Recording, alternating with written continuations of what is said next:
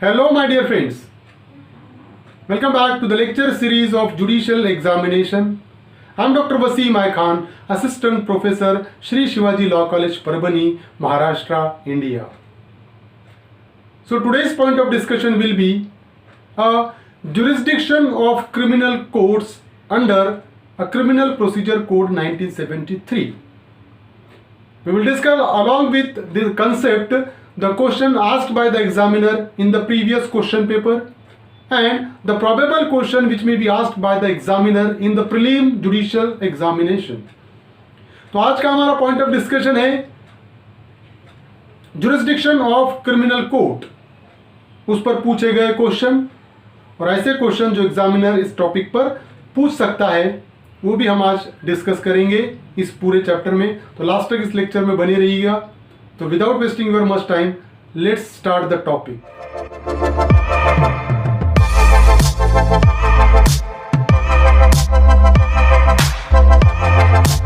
Jurisdiction of criminal courts. Code by which offences are triable. Section 26 of Criminal Procedure Code deals with the concept regarding which offence is triable by which court. So, any offence under the IPC may be tried by Indian Penal Code में जितने offence है, that offence may be tried by the first one is the High Court, second one is the Court of Session, and the third one is any other court by which such offence is shown in the first schedule to be triable. So, any offence in the Indian Penal Code may be tried by High Court, by the Session Court, and any other court by which such offence is shown in the first schedule to be tribal. तो जो भी Indian penal code में offences बताए हुए हैं, एक तो वो ऑफेंस को ट्राई करेगा हाई कोर्ट, नहीं तो सेशन कोर्ट, या ऐसे कोर्ट ट्राई करेंगे जो फर्स्ट शेड्यूल जो क्रिमिनल प्रोसीजर कोड का बताया हुआ है कि कौन से कोर्ट ट्राई कर सकता है कौन से ऑफेंस को, वो देखा जाएगा और उसके हिसाब से वो कोर्ट उस ऑफेंस को ट्राई करेगा। सब clause B deals with section 26 any offence under any other law.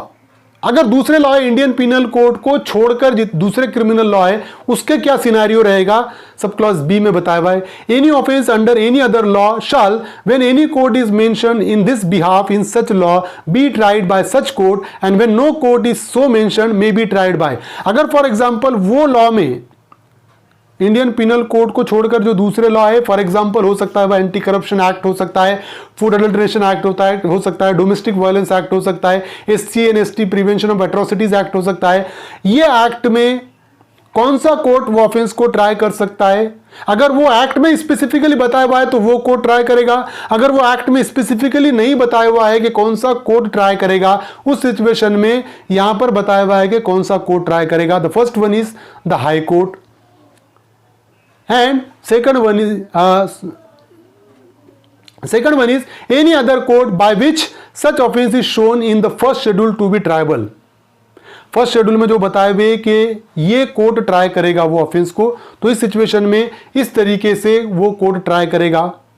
तो ये that is the provision mention under section 26। Now section 27 jurisdiction in the case of juveniles.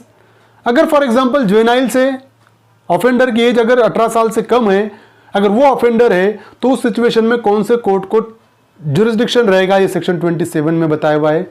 Any offence not punishable with death और imprisonment for life. ऐसा offence जिसमें death penalty नहीं है और life imprisonment नहीं है, वो offence committed by person under 16 year of age. ऐसा पर्सन ऑफेंस करता है जिसकी एज 16 साल से कम है, may be tried by CJM।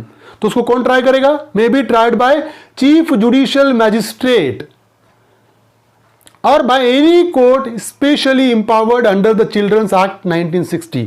और ऐसा कोर्ट जो कि जिसको स्पेशली पावर दिए वाला है कौन से एक्ट के अंदर? चिल्ड्रंस एक्ट 1960 के अंदर।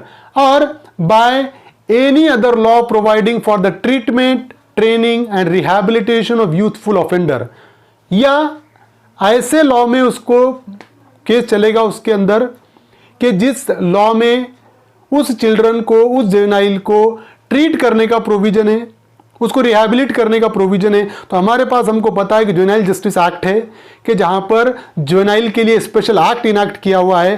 तो अगर हम देखा जाए तो जब कभी भी जुवेनाइल कोई ऑफेंस करता है तो उसको जुवेनाइल जस्टिस एक्ट के हिसाब से ट्रीटमेंट मिलेगा, जुवेनाइल जस्टिस बोर्ड के सामने उसका केस चलेगा। ये तो था कि यहां पर स्पेसिफिकली मेंशन किया हुआ सेक्शन 27 में कि क्या प्रोविजन रहेगा कि अगर नहीं है तो सीजेएम है, अगर 16 साल से नीचे अगर किसी की एज है तो सीजेएम चलाएगा।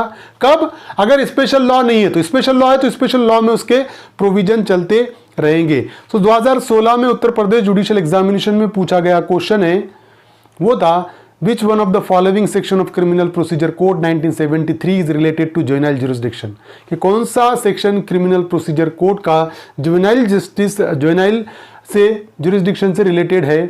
Section 25, section 26, section 27 and section 28 of criminal procedure code.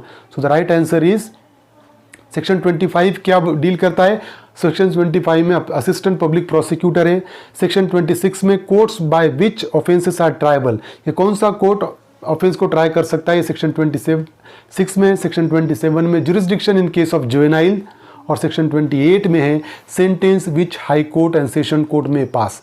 तो the correct answer is section 27, क्योंकि सेक्शन 27 में बताया हुआ है कि जुवेनाइल जुरिस्डिक्शन किसको रहेगा, क्रिमिनल प्रोसीजर कोड के। So the correct answer is section 27. So these are the provision which we have discussed regarding the jurisdiction of criminal courts in India. I hope you understand this topic, and if you understand this topic, please subscribe my channel, hit the notification button, hit the like button, and share this video with your friends. Thank you very much.